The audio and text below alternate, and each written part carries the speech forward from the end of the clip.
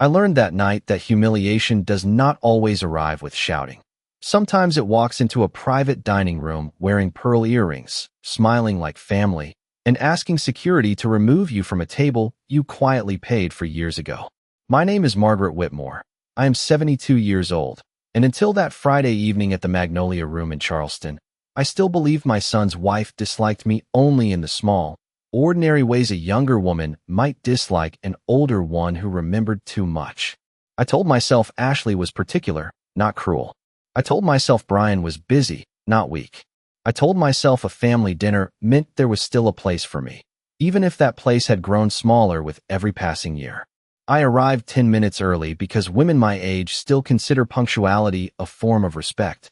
My old cream cardigan was freshly pressed, my silver hair was pinned neatly, and on the passenger seat of my blue Buick sat a pecan pie I had baked that morning for my granddaughter Emily, because she once told me mine tasted like Christmas in a kitchen. The valet looked surprised when I pulled up behind the black SUVs and polished sedans, but he was polite enough, and I thanked him the way Thomas, my late husband, always said a person should thank anyone doing honest work. Inside, the restaurant glowed with amber light, white tablecloths, and the kind of quiet that belongs to expensive places where people whisper even when they have nothing kind to say. The hostess led me to the private room, and for one brief second, I let myself hope.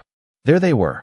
Brian in his navy suit, Ashley in a pale satin dress, cousins, neighbors, two men from Brian's business circle, and Emily at the far end, her face brightening when she saw me.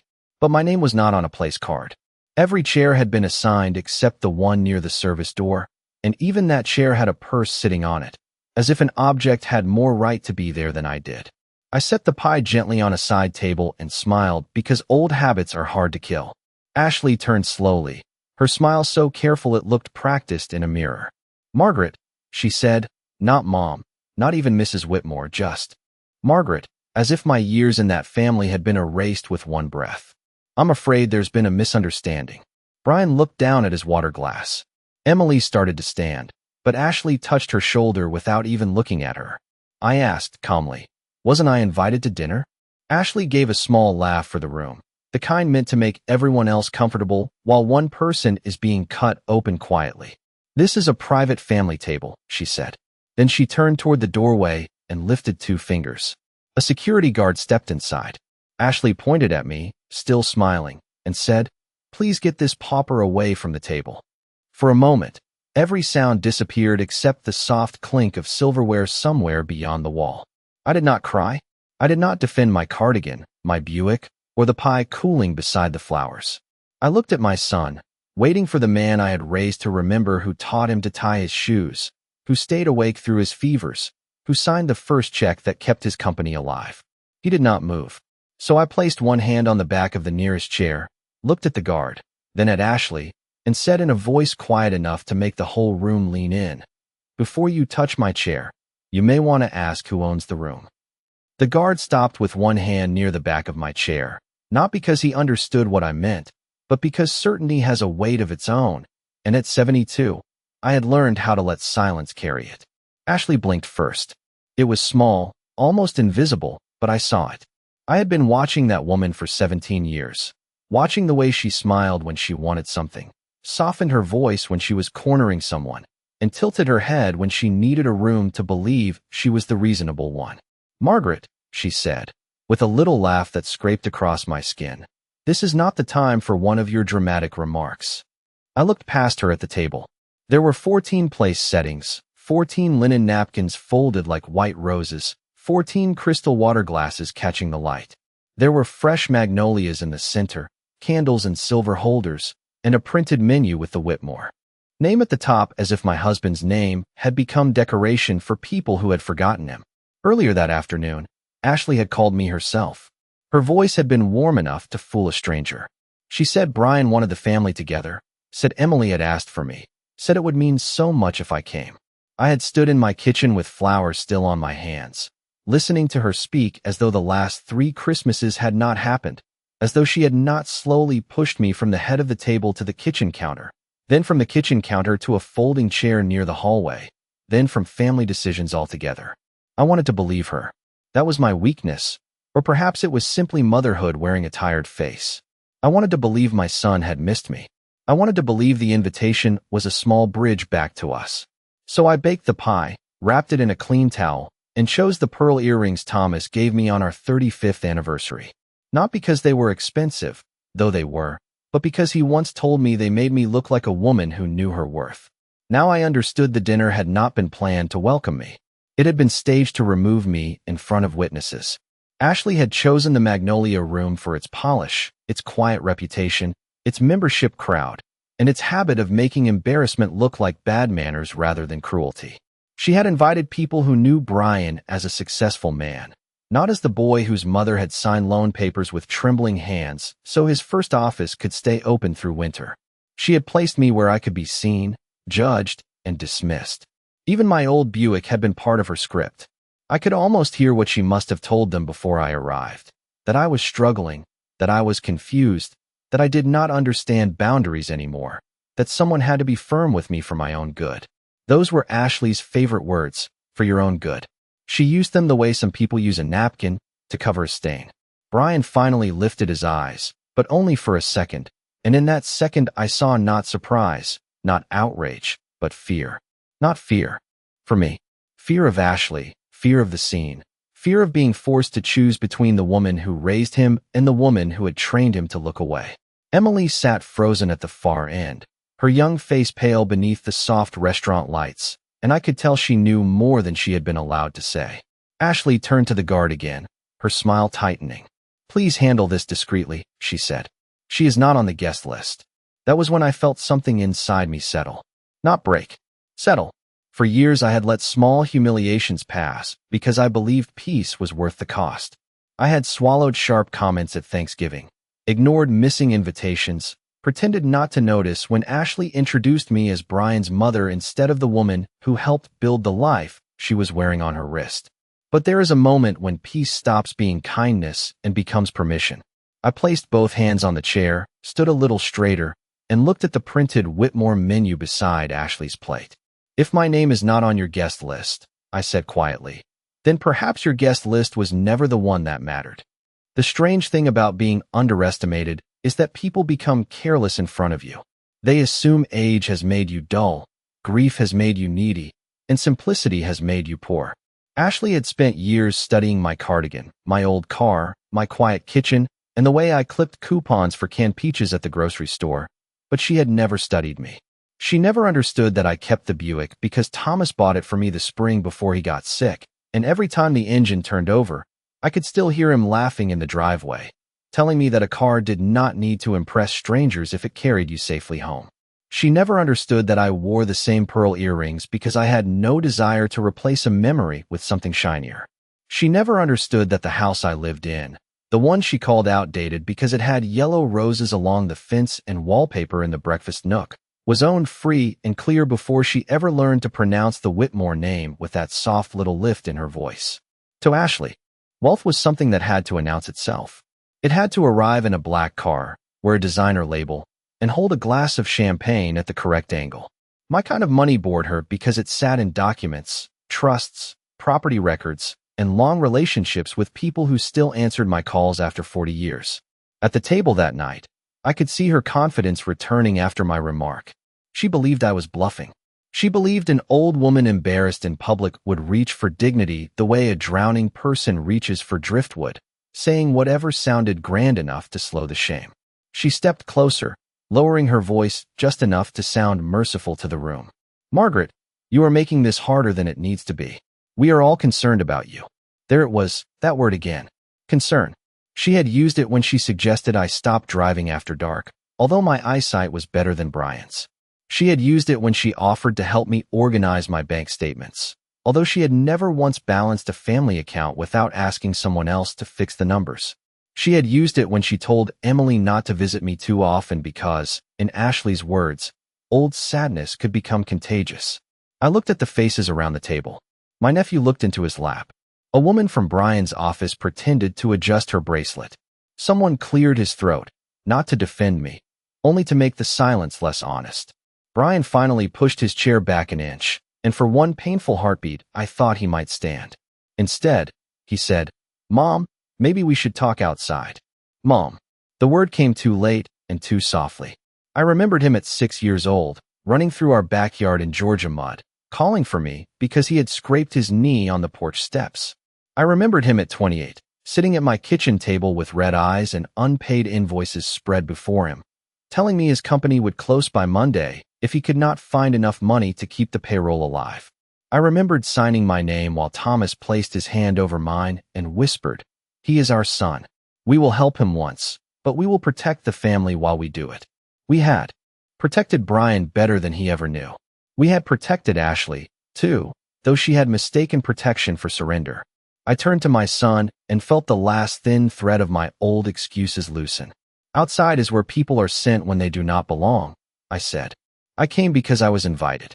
Ashley laughed again, but this time it did not reach even the edge of her mouth.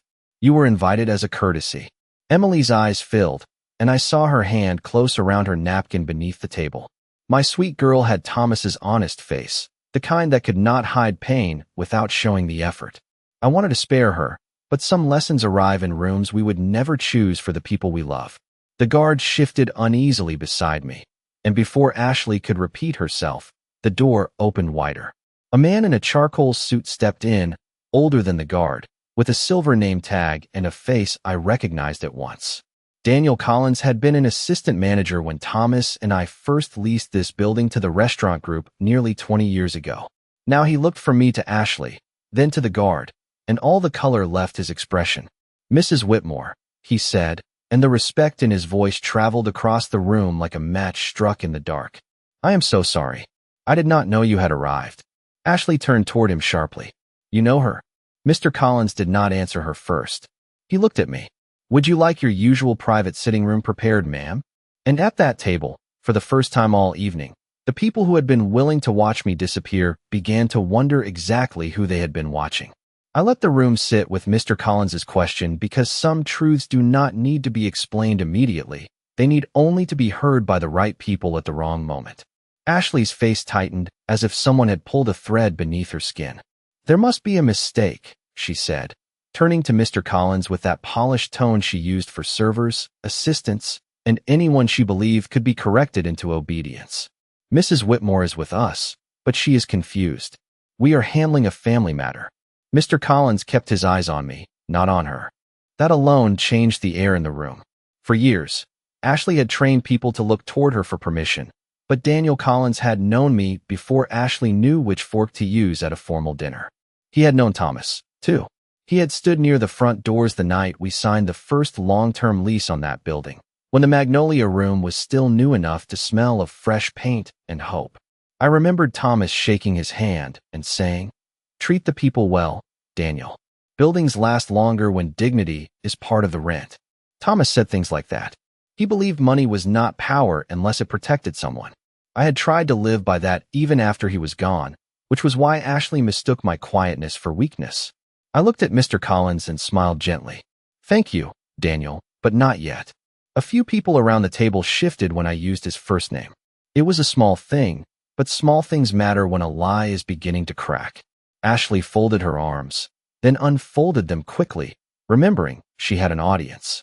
"Margaret," she said, louder now, "you are embarrassing yourself." I almost laughed, not because it was funny, but because she truly believed embarrassment belonged to the person being insulted and not the person doing the insulting. "No, Ashley," I said. "I am listening." That unsettled her more than anger would have. Anger would have let her play victim. Tears would have let her play caretaker. But listening gave her nothing to hold.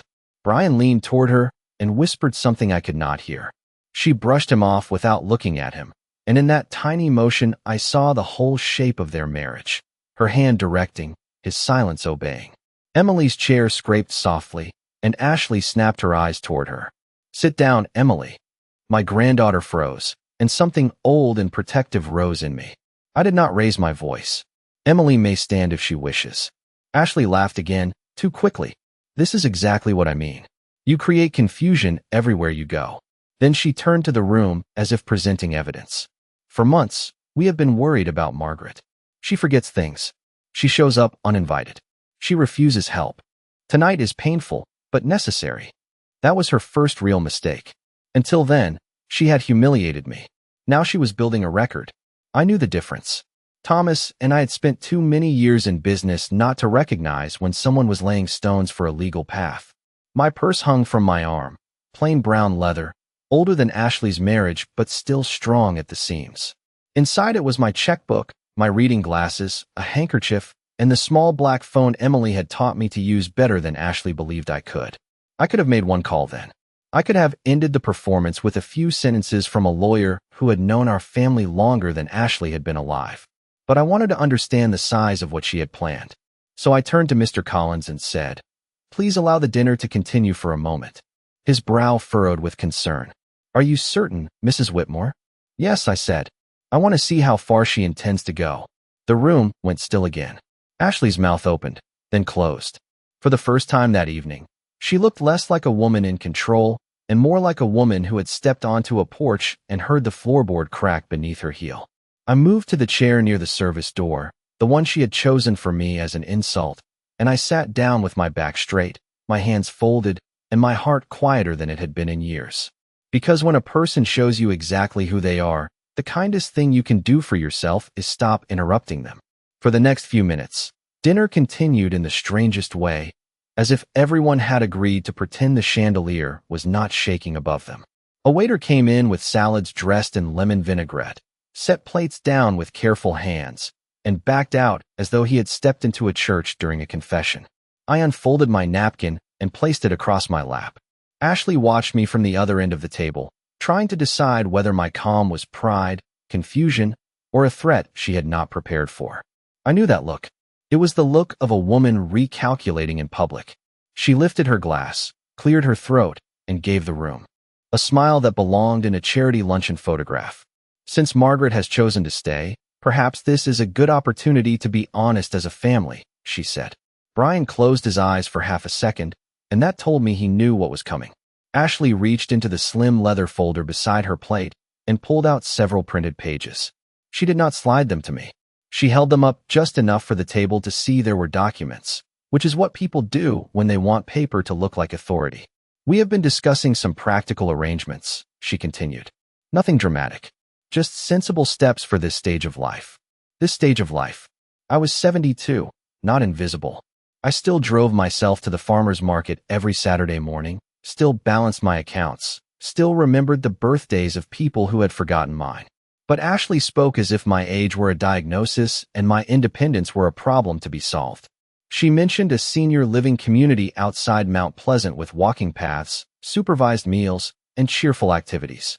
She mentioned simplifying my finances. She mentioned how difficult it was for Brian to worry about me while managing his company. She did not mention that Brian's company still stood on a foundation Thomas and I had poured with our savings. She did not mention the trust. She did not mention the properties. She did not mention that the house she wanted me to leave had been mine before her wedding invitations were printed. "It is not about money," Ashley said, which is usually when money is exactly what something is about. I looked at Brian. "Is that what you believe?" His mouth opened, but Ashley answered for him. "Brian believes what is best for everyone." That sentence landed softly, but it told me everything. He had not signed away his conscience in one grand moment. He had surrendered it in inches, one avoided conversation at a time. Across the table, Emily pushed her chair back. This time, Ashley said nothing quickly enough to stop her. "I need to use the restroom," Emily said, her voice thin but steady. She walked past the table, and as she passed behind my chair, her fingers brushed my shoulder. A few minutes later, I excused myself, not because Ashley permitted it, but because I was done letting her decide the shape of the evening. Mr. Collins was waiting just outside the private room, worry written plainly across his face. Before he could speak, Emily appeared from the hallway near the restrooms, clutching her phone with both hands. "Grandma," she whispered, and that one word nearly undid me more than anything Ashley had said. She looked back toward the dining room, then held out the screen. I was not supposed to see these, but Mom left her tablet open at home last week, and I took pictures because I got scared. I put on my reading glasses. The messages were between Ashley and a financial advisor whose name I did not recognize. They discussed power of attorney forms, liquidation timing, how quickly a house could be listed if an elderly owner became cooperative, and whether Brian could access family assets once I was moved into managed care. One line sat there like a cold stone in my palm. Once she is out, Brian can finally use what should have been his. I read it twice. Not because I failed to understand it, but because understanding it changed the room behind me forever. Ashley had not called security because she was embarrassed by me. She had called security because she needed the world to believe I was no longer capable of standing in my own life. I stood in that quiet hallway with my granddaughter's phone in my hand and felt the last warmth of the evening leave my body, not because I was surprised by Ashley's greed, but because Brian's name sat inside those messages like a signature written in smoke. He had not typed every word. I knew my son well enough to recognize Ashley's language, her careful phrases, her habit of making theft sound like management and exile sound like care. But he had allowed the conversation to continue. He had allowed my life to become a plan discussed between strangers, as if I were a house to list, an account to transfer, a problem to relocate 20 miles away where fewer people would ask questions. Emily watched my face as if she feared I might crumble in front of her, and I loved her for that fear, because it meant someone in that family still believed my heart mattered. I handed the phone back to her and touched her cheek with the back of my fingers. "You did the right thing," I said. "But now I need you to go back to the table and say nothing." Her eyes widened. "Grandma, she is trying to take everything from you." "No," I said softly. "She is trying to take what she never understood." Mr. Collins stepped closer, lowering his voice. "Mrs. Whitmore, would you like me to ask them to leave?" For one second, the tired part of me wanted to say yes. I wanted the room emptied, the candles blown out, the menus taken away, the whole ugly performance folded up like a dirty tablecloth. But endings built in anger can leave too many doors unlocked.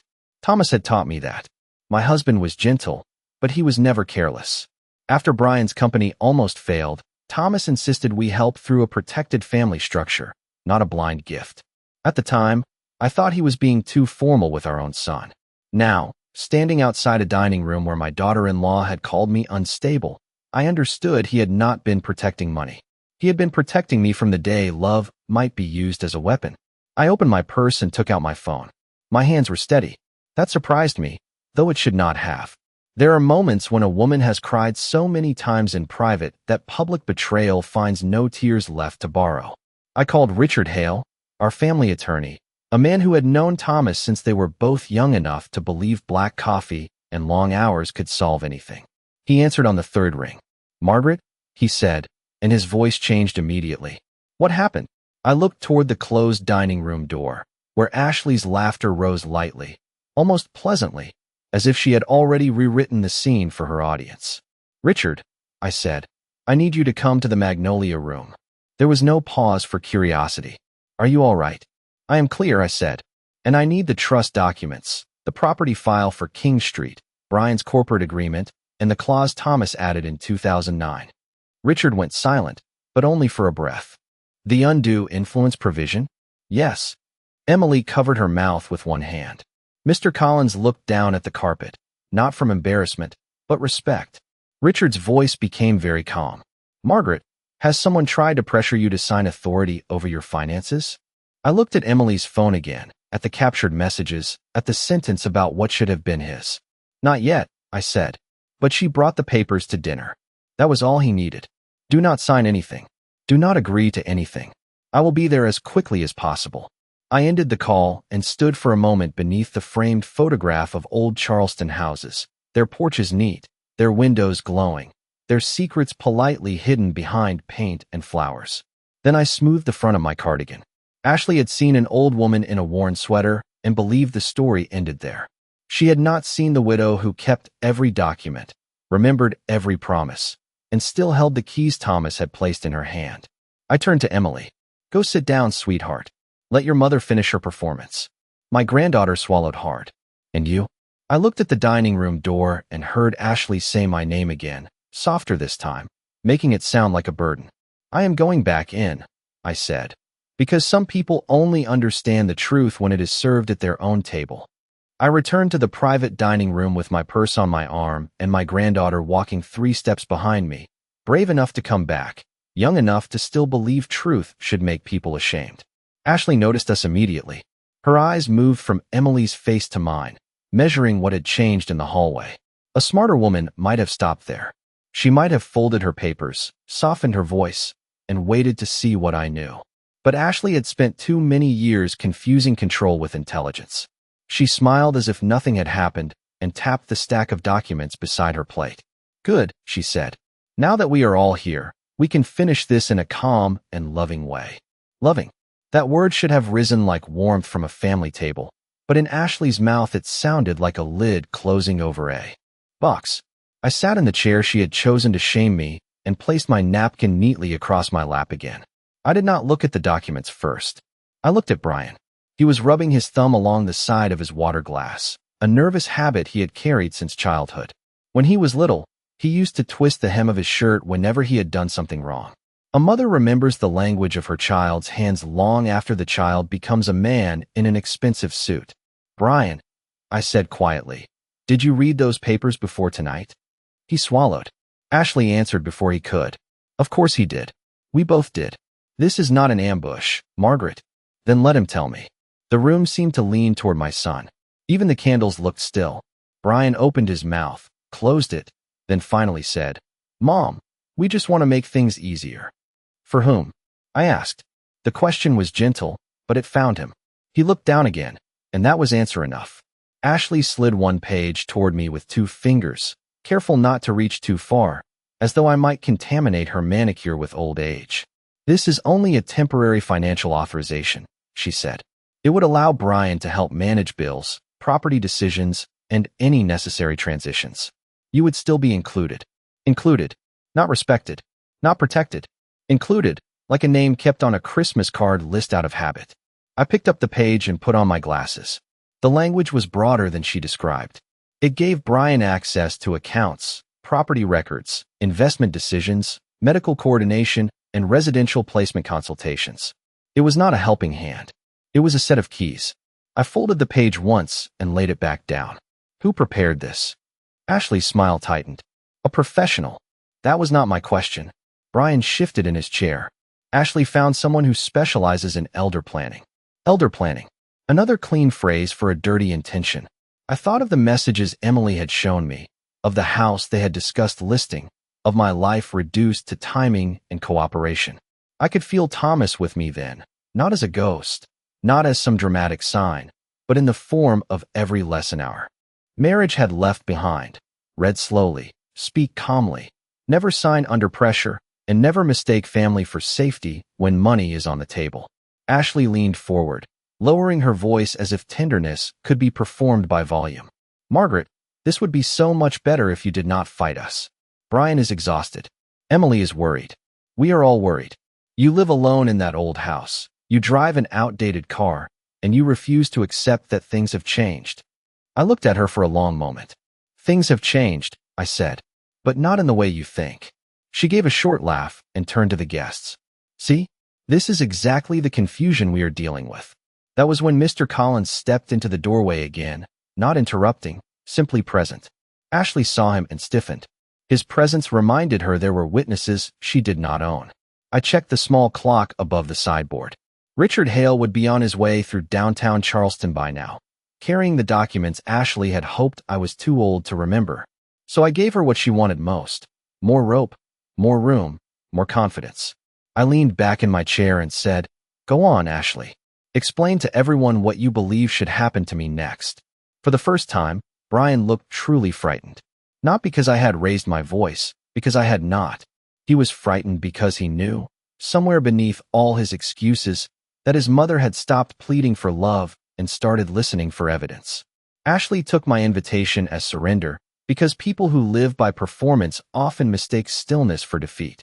She straightened in her chair, smoothed one hand over the front of her pale dress, and gave the table the expression of a woman about to make a difficult but noble announcement.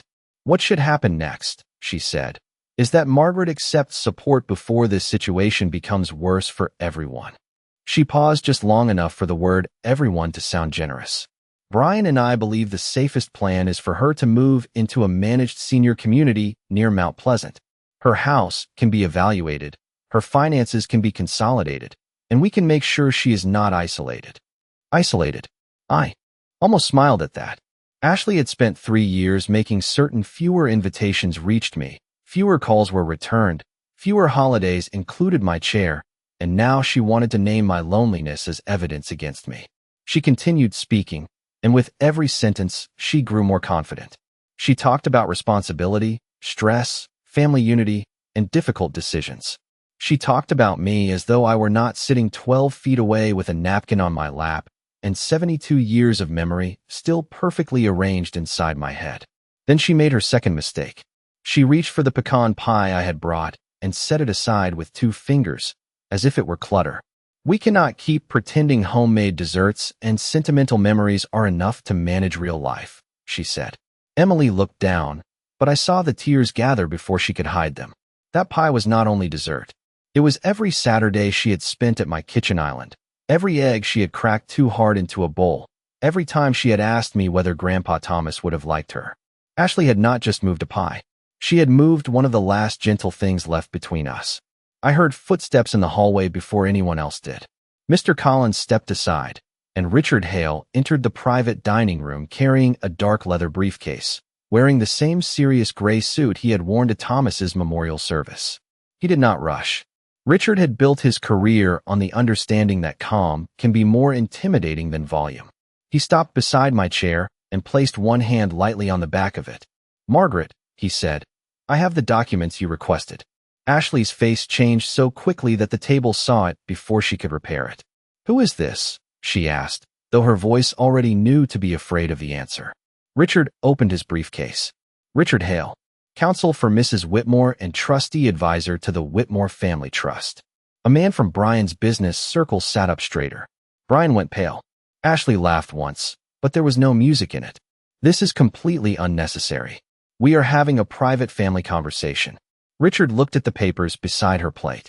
"A private family conversation involving a broad financial authorization, property transfer language, and residential placement consent." No one spoke. He lifted a folder from his briefcase and laid it on the table with the care of a man placing truth where lies had been sitting. "Mrs. Whitmore asked me to bring clarification. The residence on South Battery is owned solely by Margaret Whitmore. It cannot be listed, transferred, refinanced, or otherwise controlled by Brian Whitmore or Ashley Whitmore without her written consent. The King Street property, including this building, is held through a company in which Mrs. Whitmore retains controlling authority. Brian's company received protected capital from the Whitmore Family Trust in 2009, and the trust agreement contains a provision addressing coercion, undue influence, reputational harm, and attempts to obtain financial authority through pressure." Ashley's lips parted, but no words came. I looked at her then, not with triumph, but with the sad recognition that comes when someone finally becomes exactly who they have been warning you they were. Richard continued, his voice even. "Any attempt to portray Mrs. Whitmore as incapable for the purpose of gaining access to assets may trigger a review and suspension of discretionary benefits connected to the trust." Brian whispered, "Mom, I did not know it said that." I turned to him slowly. "No, Brian," I said. "You did not want to know." Ashley pushed back her chair, but she did not stand. "This is absurd." I was trying to help. I picked up the folded authorization page she had given me and placed it gently on top of Richard's folder. "Concern does not call security on an old woman at her own family table," I said. "And help does not arrive with papers she was never allowed to read in private." The room became so quiet I could hear the soft hum of the air conditioning above the chandelier. I turned to Ashley one last time. "You called me poor at a table paid for by my life's work. That was not your mistake. Your mistake was believing I had forgotten what my life was worth." No one moved at first, because the truth had not entered the room like a guest. It had taken a seat at the head of the table and waited for every lie to recognize it. Ashley stared at Richard Hale's folder as if the papers had personally betrayed her, and for the first time since I had known her, she had no graceful sentence ready. Brian looked smaller than I remembered, not younger, just smaller, as though the suit, the title, the company, and the expensive watch had all been borrowed from a man he had failed to become. "Mom," he said, and there was a crack in the word that might have broken me years ago. That evening, it only reminded me how long I had been bending my heart around his silence. "I am sorry." I looked at him carefully, because apologies spoken after evidence are different from apologies spoken after conscience. I believe you are sorry this happened in front of people, I said. I do not yet know if you are sorry it happened to me. His eyes filled, but I did not rush to comfort him. A mother can love her son and still refuse to protect him from the lesson he has earned. Ashley found her voice thin and sharp beneath the polish. This is humiliating. I turned to her. Yes, I said. It is. She looked relieved for half a second, thinking I meant myself. I did not correct her too quickly. But not for me. Richard closed the folder and explained, with the same steady patience he had used for decades, that the authorization papers would not be signed, that no property discussion would continue without my independent counsel, and that the trust would be reviewed immediately because of the documented attempt to pressure me in a public setting. He also made clear that Emily's education fund was protected separately and could not be touched, redirected, or used as leverage by either parent. At that, Emily began to cry quietly, and I reached for her hand across the corner of the table. Her fingers were cold, but she squeezed back. Ashley whispered Brian's name, but he did not answer her. Perhaps he was finally hearing the cost of letting someone else speak for him. Mr. Collins stepped forward and asked if I wanted the room cleared. I looked around at the candles, the untouched plates, the magnolias, the pie Ashley had pushed aside, and all the faces that had watched my shame only to discover it was not mine. No, I said. I want my granddaughter to have a slice of pie. The sentence sounded ordinary, but it changed everything. Mr. Collins himself brought clean plates. Emily came to sit beside me, not at the end of the table, not near the service door, but beside me. I cut the pecan pie with the small silver knife the restaurant provided, and my hands did not tremble. Ashley and Brian left before dessert was served. He paused at the doorway, looking back as if waiting for me to call him my little boy again. I did not. Love, I learned, does not always chase. Sometimes it stands still and lets the other person walk the full distance back with honesty in both hands. In the weeks that followed, Richard helped me revise the trust protections. Brian's discretionary benefits were suspended pending a formal review, counseling, and a written acknowledgement of what had been attempted. Ashley lost all access to family financial discussions. My house stayed mine. My car stayed in the driveway. My yellow roses kept blooming along the fence as if nothing in the world had changed, though everything had. Emily came every Saturday again, and we baked without whispering. Sometimes she did her homework at my kitchen island while I made coffee, and sometimes we simply sat together in the quiet that remains after a family lie has finally stopped speaking. I did not become cruel. I did not become bitter. I became careful. There is a difference. At 72, I learned that being pushed away from their table was not the end of my place in the family. It was the beginning of my understanding that not every chair offered in the name of love is safe to sit in. They thought calling security would remove me from the room. Instead, it removed the last illusion I had about who deserved a seat in my life.